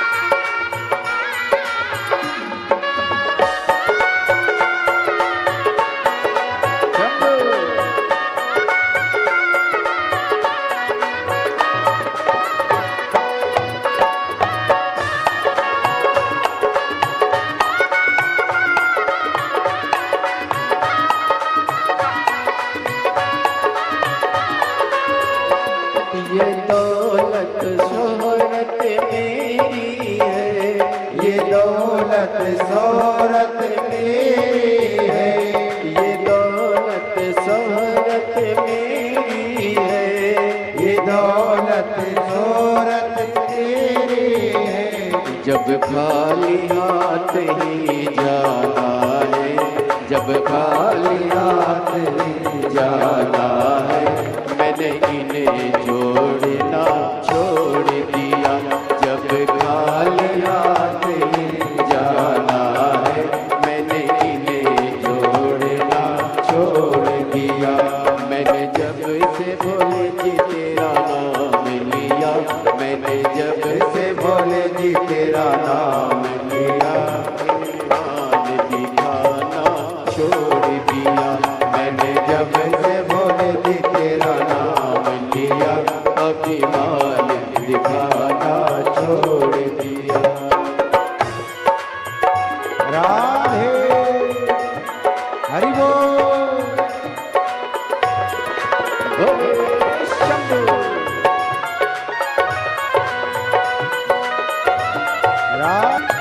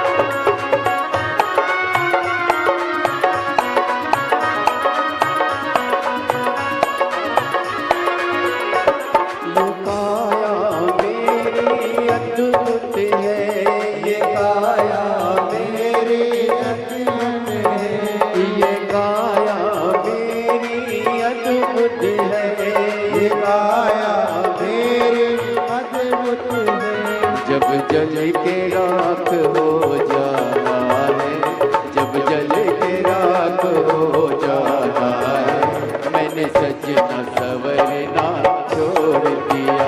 जब जल के राख हो जाना है, मैंने सजना सवरना छोड़ दिया।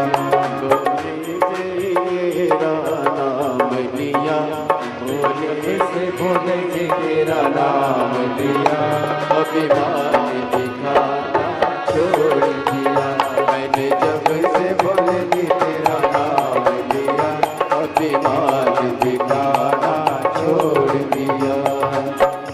से भोले जी तेरा नाम लिया, अभिमान दिखाना छोड़ दिया।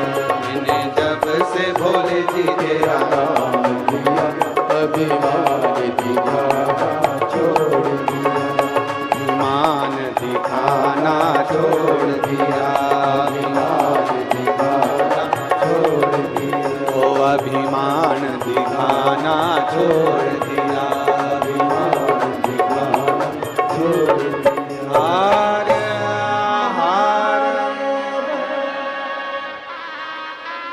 अपने स्थान पर बैठकर भगवान देवाधिदेव महादेव से अपने मन की बात बड़े भाव के साथ दिल से बाबा देवाधिदेव महादेव से प्रार्थना करिए, दिल से बाबा को विनय करिए। देवाधिदेव महादेव भगवान शिव हृदय से कहोगे तो हृदय से सुनेगा। जहां जगह मिल जाए ना वहां बैठ जाओ। पंडालों में जगह नहीं हो तो बाहर कहीं पेड़ की छांव में बैठ जाओ। दिल से बाबा से प्रार्थना करिए, माँ रेवा, मेरा ओमकार नाथ, मेरे ओमकारेश्वर बाबा और शिव महापुराण की कथा बाबा से कहिए। भाव के साथ में सबको बोलना है, साथ साथ में सब।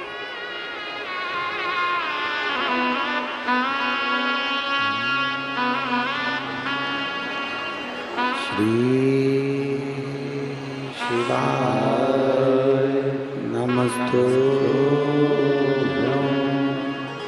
श्री शिवाय नमस्तुभ्यं, श्री शिवाय नमस्तुभ्यं, श्री शिवाय नमस्तुभ्यं, श्री शिवाय नमस्तुभ्यं। भोला सब दुख काटो हमारा, ओ भोला सब दुख काटो हमारा। शिव शंकर जपो तेरी माला, भोले बाबा जपो तेरी माला। भोला सब दुख काटो हमारा, ओ भोला सब दुख काटो हमारा। देश है मंगल मंगलकारी, वेश है मंगल मंगलकारी। शमशान वासी हमारा, शमशान वासी हमारा। भोला सब दुख काटो हमारा, ओ भोला सब दुख काटो हमारा। भगवान देवाधिदेव महादेव संपूर्ण विश्व का कल्याण करने वाले भगवान शिव औघड़ दानी।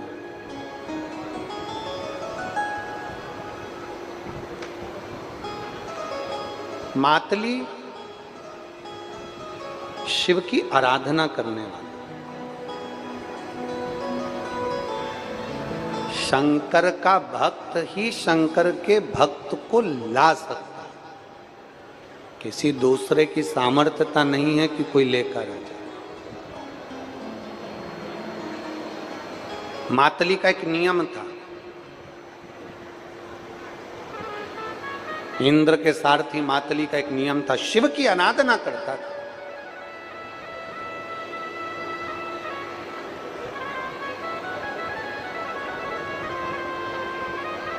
और भगवान की आराधना में ऐसे डूबा रहता था, भगवान शिव की आराधना में। इंद्र खुद कहते थे कि मातली तो ये दिन भर शिव शिव शिव शिव जपा करता है, मातली कहता है केवल यही मेरा सार्थक है।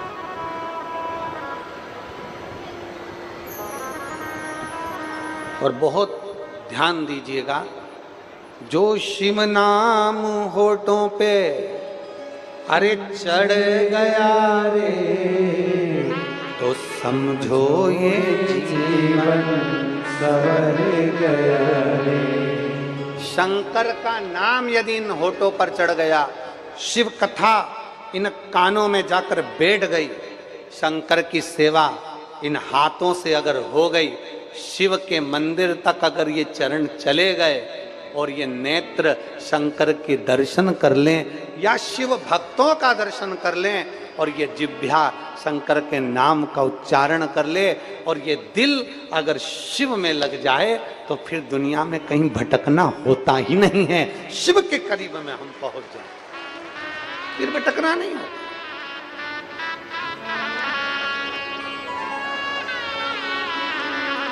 अरे मन को बना ले तू शिव का शिवालय, साथ चलेगा तेरे वो डमरू। जिस दिन तुमने इस हृदय को भगवान शंकर का शिवालय बना लिया, फिर भगवान देवाधिदेव महादेव तेरे संग में है।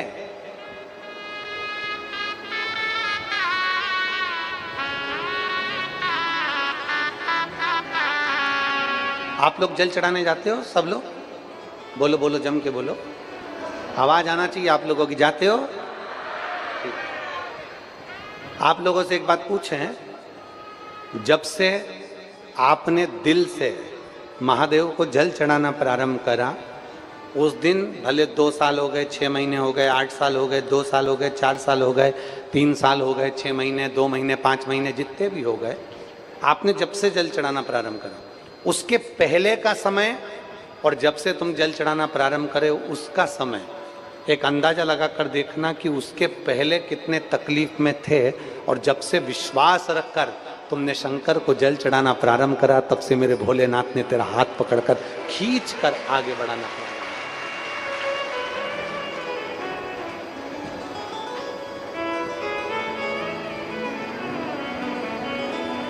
एक भरोसा,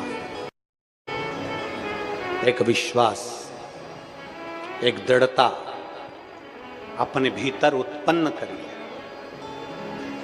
मातली अर्जुन को लेने के लिए गए, और मातली ने अर्जुन से कहा चलो, इंद्रदेव ने बुलाया है। इंद्र ने मुझे क्यों? काल के असुर परेशान कर रहा है इसलिए बुलाया। चलिए, सत्य बोलने में क्या जाता है, किसके लिए बुलाया, क्यों बुलाया, काय के लिए बुलाया, चल कर देख लीजिए। चलो, मातली अर्जुन को लेकर पहुंचे। इंद्र ने हाथ जोड़कर अर्जुन से कहा कि मैं इस असुर का संहार नहीं कर सकता, पर आप कर सकते हो। अर्जुन कालके को मारने के लिए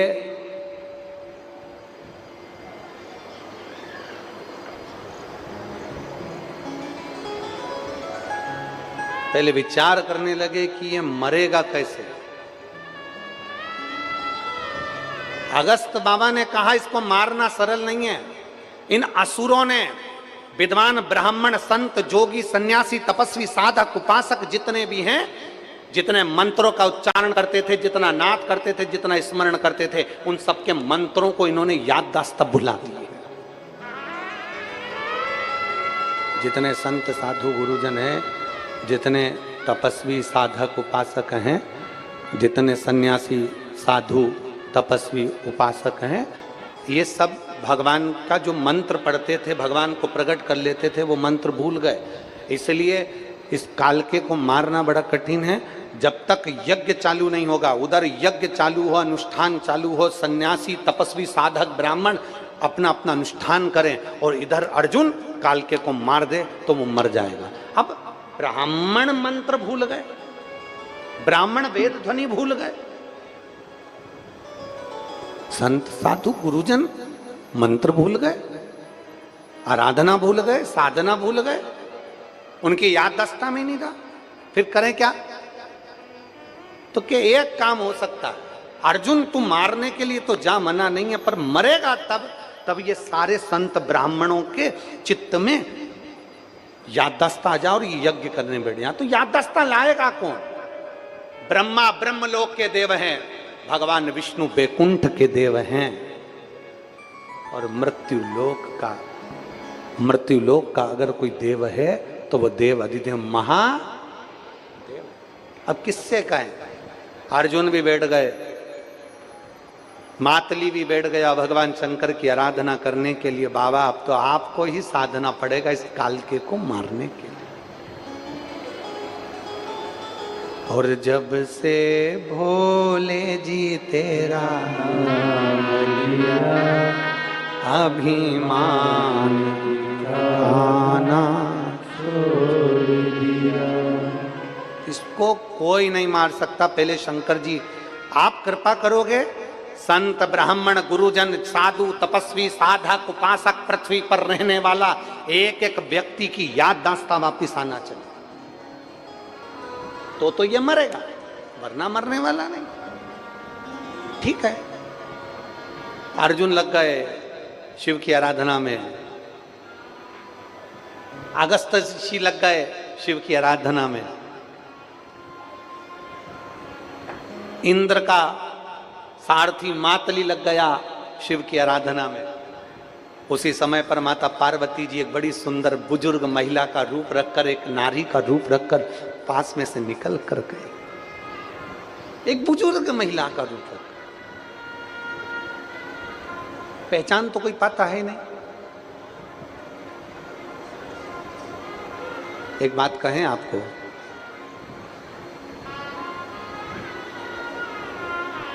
नर्मदा जी की जो परिक्रमा करते हैं, मां नर्मदा तट पर जो आते हैं, नर्मदा जी की परिक्रमा करते हैं, परिक्रमावासी जो होते हैं, या भगवान शंकर की कथा सुनने वाले जो होते हैं, शिव की आराधना करने वाले जो होते हैं,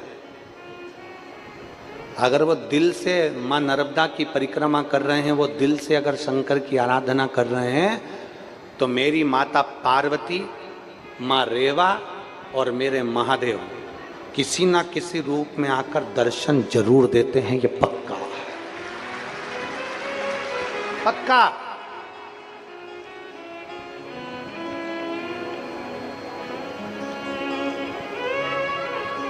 जब हम, आप लोगों ने तो पहले हम कथा में वर्णन किए हैं,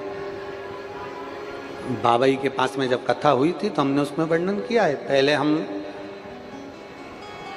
22 वर्ष के पहले, 22 साल पहले माई नर्मदा की परिक्रमा करी हमने। 20-22 साल हो गए होंगे, 22 साल की और पहले की बात।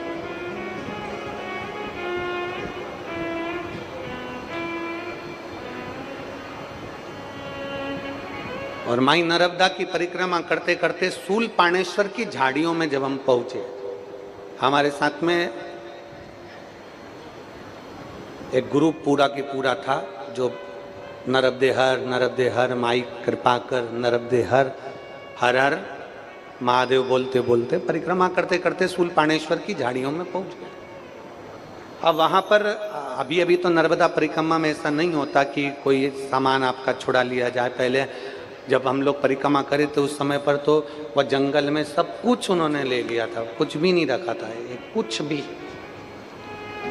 केवल एक कपड़ा और आपका हाथ में जो माला झोली और पूजन का जो नर्मदा जी का जल और माँ का, न जल में से निकला हुआ कंकर, शंकर सब ले लिया। अब जितने सारे सब साथ वाले वो सब कहे बड़ी भूख लग रही है, और अब उस समय पर 22 साल पहले की बात है, शूलपाणेश्वर की जानिया, अब भूख बहुत तेज लग रही और शाम का टाइम हो गया, लगभग 6:30-7 बज गई और अंधेरा भरचक होने लगा। भूख सबको लग रही, खाने का कुछ नहीं। 1.5 दिन पूरा निकल गया, अन्न का निवाला मुख में नहीं गया।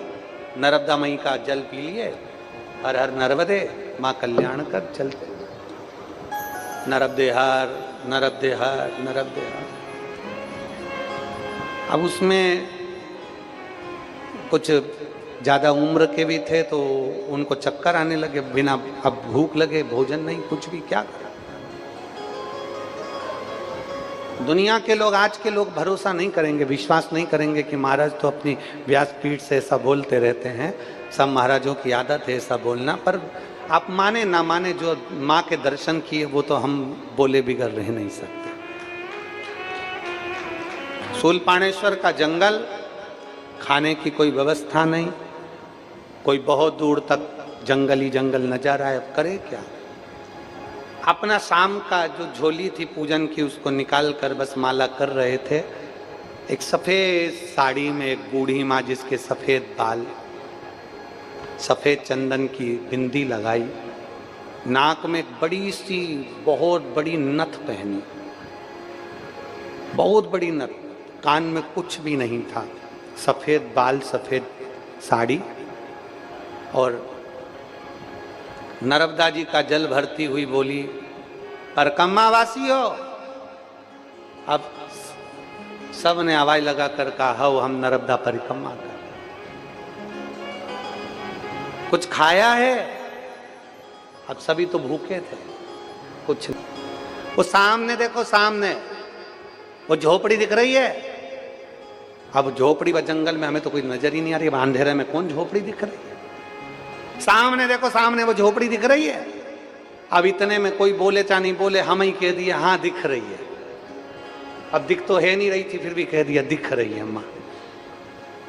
बस तो फिर थोड़ी दूर पे ही है, आ जाना, मैं थोड़ा बहुत तुम लोगों को कुछ खिला दूंगी हो। अब ये सब बोले, अपने को तो कोई झोपड़ी दिख नहीं रही और बुढ़िया चली गई। अभी इससे तो अच्छा है कि अपना रास्ता कवर करें, कहाँ इतनी दूर वहां जाएंगे, पैदल चलने वाले व्यक्ति अब इतनी दूर वहां चढ़ के जाओ, फिर उतरो, फिर अपने रास्ते पर जाओ, इससे अच्छा अपना रास्ता। भूख लग रही है, अपन तो चलो तो सही। तो झोपड़ी तो दिखी नहीं रही, अंधेरा गुप रखा है, कहाँ झोपड़ी दिख रही? अरे नहीं दिखे, चलो तो सही, एक बार देखें तो सही। सब ने अपनी अपनी लाठी डंडा उठाया, चल दिए।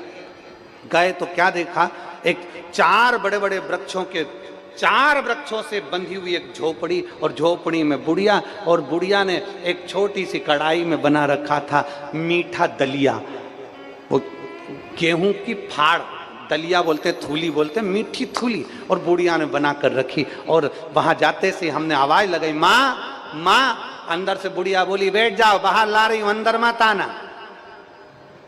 बाहर बैठ जाओ, अंदर मत आना। हम बाहर बैठ गए, पेड़ के पत्ते बड़े बड़े, उस पे बूढ़ी माँ ने थूली डाल दी, सब ने पेट भर कर खा ली। खाने के बाद सब पानी पीने के लिए नर्मदा जी की ओर आगे बढ़े। हमने कहा माँ पानी, तो कि इतनी बड़ी नर्मदा है तो सही, वहाँ जाके पी लो। हम पीने के लिए गए, माँ का वापिस जब धन्यवाद देने के लिए आए तो ना तो वहाँ माँ थी और ना वह झोपड़ी थी, माँ ही माँ।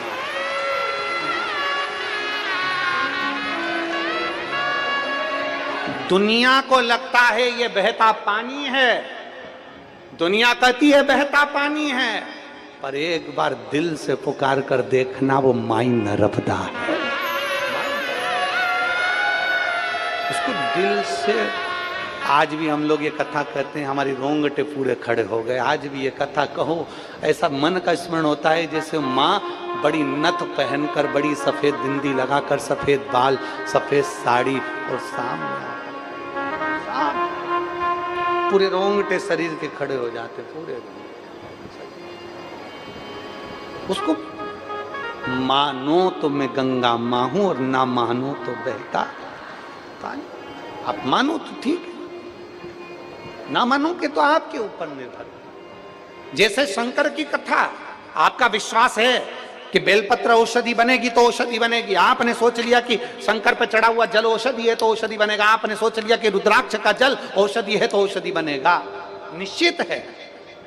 और अगर विश्वास नहीं है तो कोई मतलब का नहीं। फिर तो तुम कहीं नहीं जाओ तो अच्छा, अपने घर पे बैठो, बढ़िया छाछ पियो, रोटी खाओ, दलिया वलिया खाओ, खेत पे काम करो, फालतू का काम मत करो। काय को कथा में जाओ? विश्वास ही नहीं है तो कथा में जाने से मतलब क्या? क्या मतलब का? भरोसा है तो भगवान है, और भरोसा नहीं, मानो तो मैं गंगा माँ हूं और ना मानो तो बहता पानी। मानो तो माई नरब दे हार, और ना मानो तो वो तो बह रही है, अविरल चल रही है, पानी बहता जा रहा है, लोगों को जल के रूप में दिख रही है, चलती जा रही है। आप मानोगे तो वो माँ है, ना मानो। थारो नीरमल नीरमल पानी नर्मदा महारानी। थारो नीरमल नीरमल पानी नर्मदा महारानी। ओ थारो नीरमल नीरमल पानी नर्मदा महारानी। थारो निर्मल निर्मल पानी नर्मदा महारानी। नर्मदा महारानी, नर्मदा महारानी। ओ नर्मदा महारानी, नर्मदा महारानी। नर्मदा महारानी, नर्मदा महारानी। ओ नर्मदा महारानी, नर्मदा महारानी। ओ थारो नीरमल नीरमल पानी नर्मदा महारानी। थारो निर्मल निर्मल पानी नर्मदा महारानी। बड़े भाव से, प्रेम से।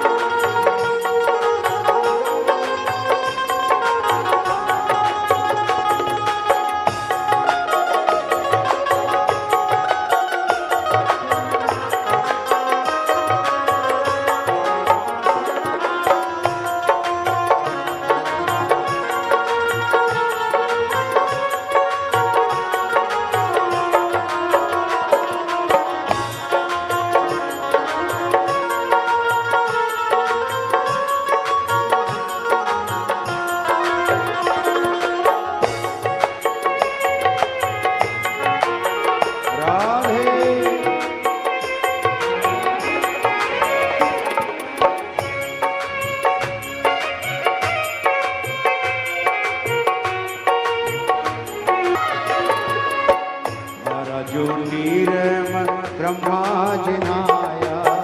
तारा जो जल में ब्रह्मा जी नहाया। तारा जो निर्मल ब्रह्मा जिनाया। तारा जो निर्मल ब्रह्मा जिनाया। ब्रह्मा जिनाया मैया डुबकी लगाया।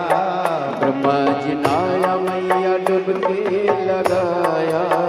वो से सेवा करे माँ ब्रह्माणी नर्मदा महारानी। ओ थारो नीरमल नीरमल पानी नर्मदा महारानी। ओ निर्मल निर्मल पानी नर्मदा महारानी। नर्मदा महारानी, नर्मदा महारानी। ओ नर्मदा महारानी, नर्मदा महारानी। ओ थारो नीरमल नीरमल पानी नर्मदा महारानी। ओ थारो निर्मल निर्मल पानी नर्मदा महारानी। तारा जल में विष्णु जी नहाया। तारा जल में विष्णु जी नहाया। धारा नीरमा विष्णु जी नहाया, धारा नीरमा विष्णु जी नहाया, विष्णु जी नहाया मैया डुबकी लगाया, विष्णु जी नहाया मैया डुबकी लगाया। सेवा कर वस सेवा करे लक्ष्मी रानी, नर्मदा महारानी, निर्मल निर्मल पानी, नर्मदा महारानी, निर्मल निर्मल पानी, नर्मदा महारानी, नर्मदा महारानी, नर्मदा महारानी, ओ नर्मदा महारानी, नर्मदा महारानी, नर्मदा महारानी, नर्मदा महारानी, नर्मदा महारानी, नर्मदा महारानी, ओ थारो निर्मल निर्मल पानी, नर्मदा महारानी, थारो निर्मल निर्मल पानी, नर्मदा महारानी। शंभो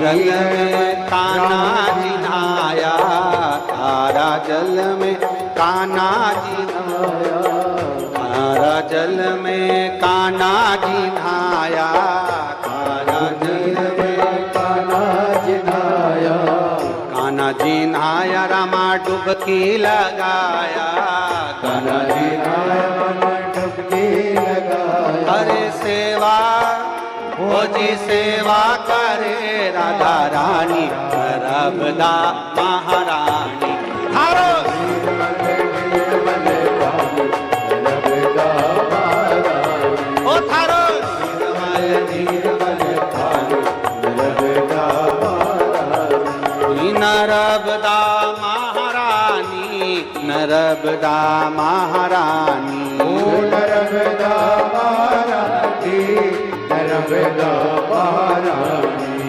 नर्मदा महारानी, नर्मदा महारानी, ओ नर्मदा महारानी, नर्मदा महारानी, ओ थारो निर्मल निर्मल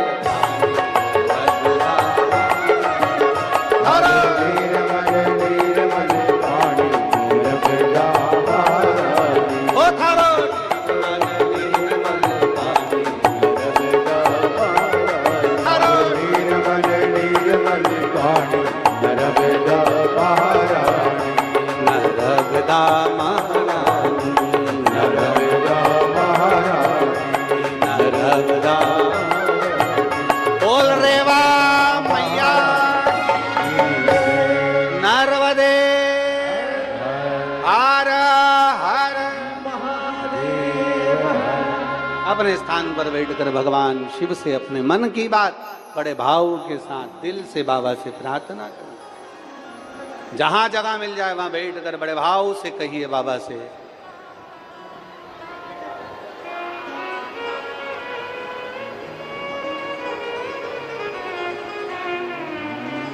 श्री शिवाय नमस्तुभ्यं, श्री शिवाय नमस्तुभ्यं, श्री शिवाय नमस्तुभ्यं। शिवाय नमस्तुभ्यं श्री शिवाय नमस्तुभ्यं भोला सब दुख काटो मारा ओ भोला सब दुख काटो मारा शिव शंकर जपूं तेरी माला भोले बाबा जपूं तेरी माला भोला सब दुख काटो मारा ओ भोला सब दुख काटो मारा देश मंगल मंगलकारी देश है मंगल मंगलकारी शमशान वासी हमारा शमशान वासी हमारा ओ भोला सब दुख काटो ओ भोला सब दुख काटो शिव कथा कहती है, भगवान शंकर का गुणगान कहता है। अर्जुन से कह दिया कि इसको मारना है। अर्जुन कहता है कि मैं कैसे मारूं? पहले ब्राह्मण संत गुरुजन साधु तपस्वी साधक उपासक यज्ञ तो करें, अनुष्ठान तो करें, तब तो ये मरेंगे। तभी उसी पल उसी घड़ी उसी क्षण अर्जुन ने भी भगवान शिव का ध्यान करा, मातली ने भी भगवान शंकर का ध्यान करा। ये वो पवित्र भूमि है ओमकारेश्वर की,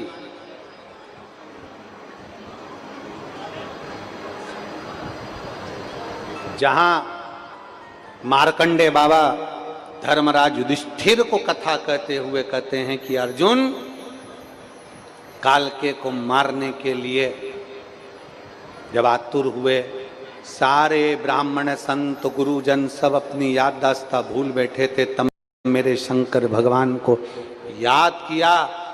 और जैसे ही याद किया शंकर भगवान का उच्चारण करा, इस पवित्र ओमकारेश्वर की भूमि पर ओम अक्षर का नाद हो गया। ओम अक्षर का नाद, बोल ओमकारेश्वर भगवान की। ओम अक्षर का नाद हो गया, और जैसे ही ओम अक्षर का नाद हुआ उसी समय भगवान शंकर वहां प्रकट हो गए। प्रकट होते से बोले अर्जुन, प्रकट होते से बोले मातली क्या चाहिए? कालके को मारना है। ब्राह्मण संत साधु गुरुजन सबकी याददाश्ता चली गई है, कुछ करिए। शिव जी कहते हैं मैंने जो अक्षर दिया है ओम, इतना विस्तार होगा, इसका नाद पड़ते से ही सबकी याददाश्ता वापिस आ जाएगी। ये 12 ज्योतिर्लिंग में वो ज्योतिर्लिंग है ओमकारेश्वर, जिस व्यक्ति की बुद्धि और विवेक भी काम ना करे, अगर वो ओमकारेश्वर की पवित्र भूमि पर आकर बाबा ओमकार के नाद में ओमकारेश्वर पर एक लोटा जल चढ़ाकर ओम का उच्चारण कर ले, तो बाबा उसकी याददाश्ता तक दे देगा, उसकी बुद्धि विवेक प्रबल कर देगा,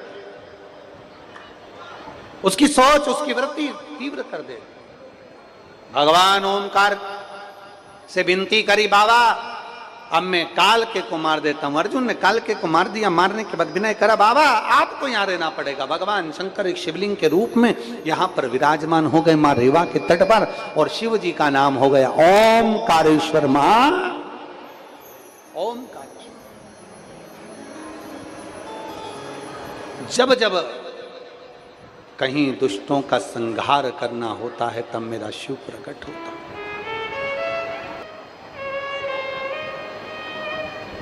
शिव ऐसे ही प्रकट नहीं,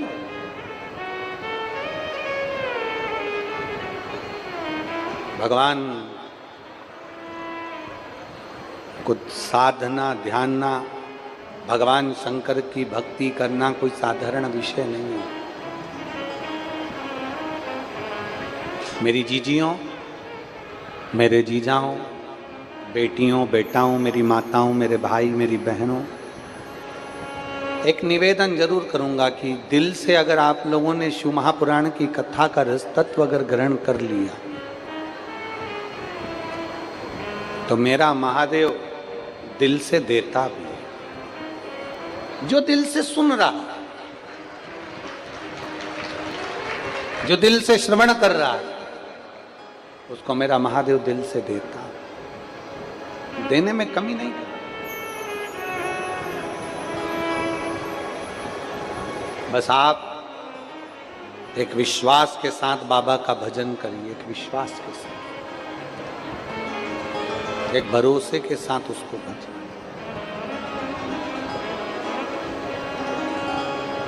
ब्रह्मा जी को आज्ञा करी भगवान ने, और ब्रह्मा जी को आज्ञा करी सृष्टि रचना की, तो ब्रह्मा, विष्णु और महेश तीनों ने मिलकर सृष्टि रचना के लिए आतुरता करी। ब्रह्मा, विष्णु, महेश पधार रहे हैं, जोरदार ताली बजाकर स्वागत करिए। बड़े भावों के साथ में भगवान देवाधिदेव महादेव की इस पवित्र धरा पर बैठकर कथा का रसपान अपने जीवन की सार्थकता।